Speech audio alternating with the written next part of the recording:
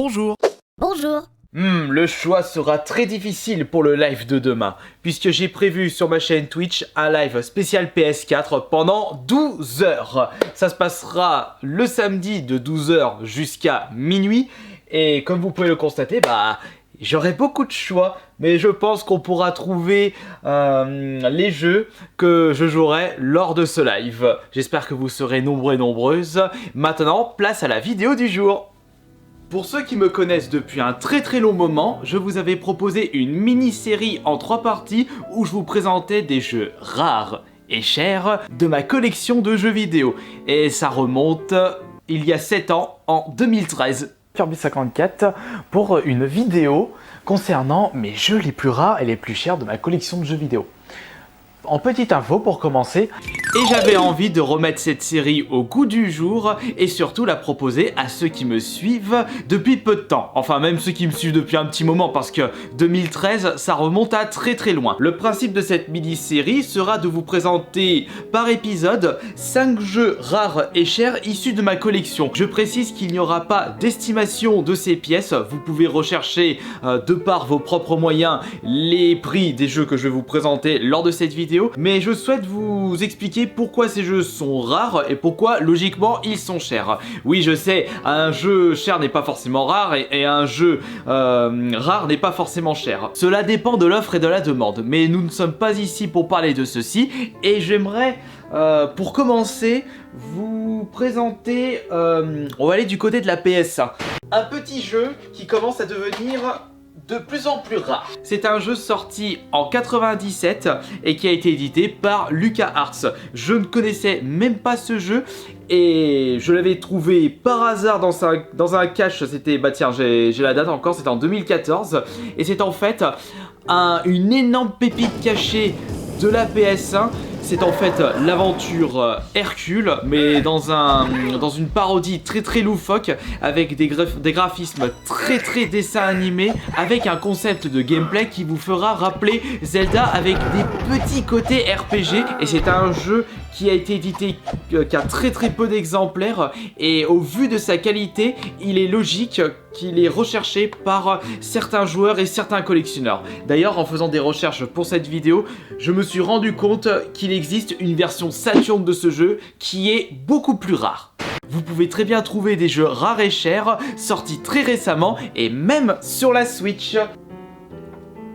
Puisque ce jeu n'est autre que Shantae and the Pirate Curse, qui est en fait une édition limitée de chez Limited Run. Déjà que la version PS4 avait été éditée en, je crois, 2000 ou 3000 exemplaires, il avait été direct pris d'assaut sur le site, et de ce fait, il était devenu déjà très rare. Celui-ci, contrairement à la version PS4, il a pu être proposé en précommande, ce qui signifie que le site Limited Run pouvait éditer un plus grand nombre d'exemplaires selon la demande du public. Étant donné que les phases de précommande sont terminées depuis un petit moment, pour pouvoir vous procurer ce jeu en version boîte, vous n'avez pas d'autre choix que d'acheter à des personnes qui ont pu faire cette précommande. Et logiquement, c'est un jeu que certes, il n'est pas encore super rare par rapport à d'autres exemples, mais pour un jeu Switch, il commence à le devenir. Donc si vous désirez vraiment vous procurer ce jeu-là, ne traînez pas trop.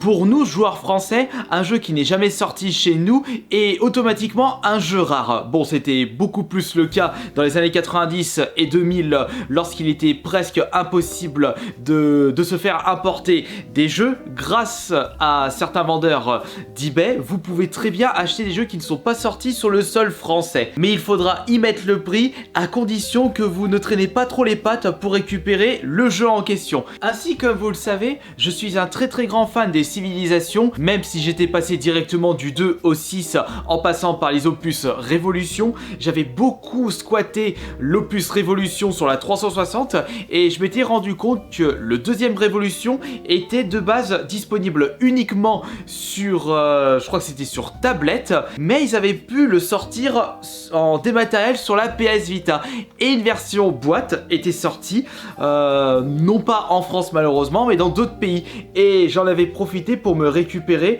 la version Asian. Et j'avais pris beaucoup de plaisir à jouer à ce jeu de gestion, un genre de jeu qui n'est pas trop présent sur console et également sur console portable.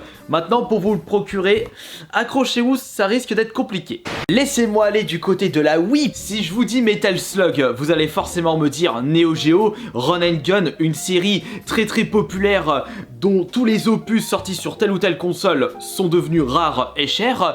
C'est le cas pour beaucoup d'entre eux, il y a quand même quelques exceptions, mais la version Wii Anthology ne fait pas partie de ces exceptions-là, puisque c'est un jeu qui est rare et cher, car il n'a pas été beaucoup édité sur la console, et logiquement c'est du Metal Slug. C'est en fait une compilation qui regroupe du 1 au 6 avec le X, des jeux mythiques de la Neo Geo, des jeux arcade qui ne prendront jamais une ride malgré le temps qui passe.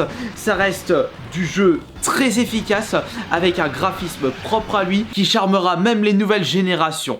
Et pour ce cinquième et dernier jeu de cette première partie, on va aller du côté de la N64. C'est un jeu d'ailleurs que je vous parle assez souvent, un jeu que je n'avais pas pu avoir à l'époque parce qu'il était déjà compliqué à le trouver. Et ce jeu, n'est autre que Mario Party 3.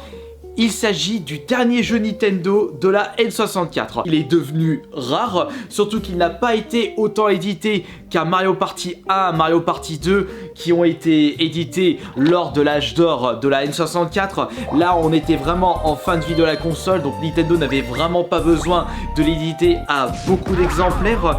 Et en plus, ce jeu était sorti un an avant la GameCube en Europe. Donc déjà, Nintendo, ils étaient sur d'autres projets, et on ajoute à cela que la N64 ne s'est pas vraiment bien vendue, j'ai bien dit bien vendue entre guillemets, par rapport à la PS1 qui a été un véritable raz-de-marée. Avec mon frère jumeau, on avait beaucoup joué à Mario Party 1 et 2 à l'époque, mais comme on a vu que la GameCube allait bientôt arriver et on n'avait pas vraiment le budget et les priorités pour ce troisième opus, malgré notre côté fan de la série, on a préféré attendre un petit peu et rester sur le 2 et le 1 pour pouvoir se procurer un petit peu plus tard le 4 qui allait sortir sur la GameCube.